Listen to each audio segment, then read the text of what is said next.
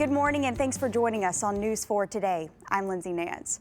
If you haven't stepped outside yet, it's freezing cold out there.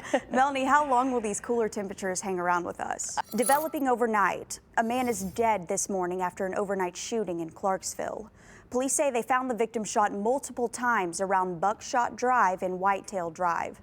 A park known for being overrun by the homeless will get a new look soon.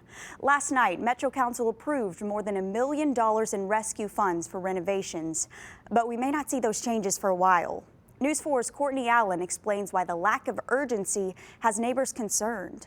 New this morning, we have more information about why the statue of Nathan Bedford Forrest was removed from the side of I-65. And it's a night of remembrance for those impacted by drunk drivers in our state. Today, we're expecting the latest snapshot of the pandemic's impact on restaurants, and that includes Omicron's impact. A state trooper is being called a hero after helping a woman deliver her baby on the side of the interstate. Take a look at this. Those are armed troops patrolling a beach in Cancun. Mexican Marines have been called in after Tuesday's gunfire on the beach. Protecting kids online is front and center once again on Capitol Hill. Members from both parties grilled Instagram's CEO on the negative effects that social media can have on teens. And people at a Pennsylvania Burger King got quite the surprise from some unexpected visitors. Yeah, those are turkeys trying to get into the front door. After pecking at the door for a bit, customers say they made their way around to the drive-thru. Melanie, it looks like the outside of News 4. Yes, turkeys we see. We have turkeys all over our station outside, yeah. And they're pretty smart for going to the drive-thru too. Right, so we're used to this and having to dodge them in our driveway. Exactly, every single day. That's what you get for being up on a hill like that. Social workers at Metro schools got quite the holiday surprise when they were gifted a shopping spree. News 4's Alexandria Adams was at Academy Sports in Madison where it happened. Now, before you leave the house this morning, make sure to grab the big coat and maybe even the sweatpants.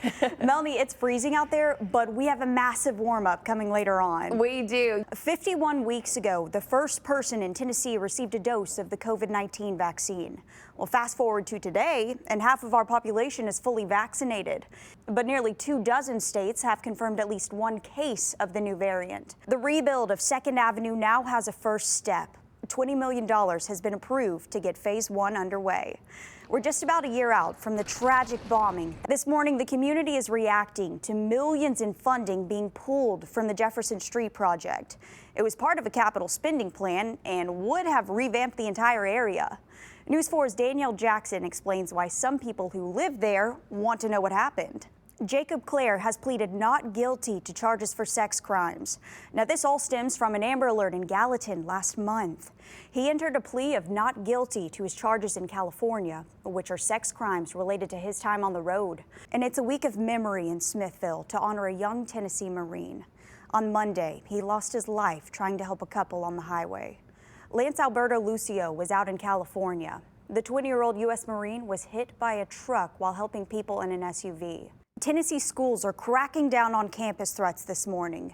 3 students now face terrorism charges. And the Montgomery County Sheriff's Office was forced to do the same. And again, this happened on social media.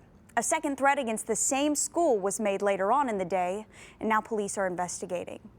It's happening on local college campuses as well. Authorities say a North Carolina high school student was caught with a loaded AK-47 on a bus. And Christmas came a little bit early for 100 children with disabilities in Florida. You see that train?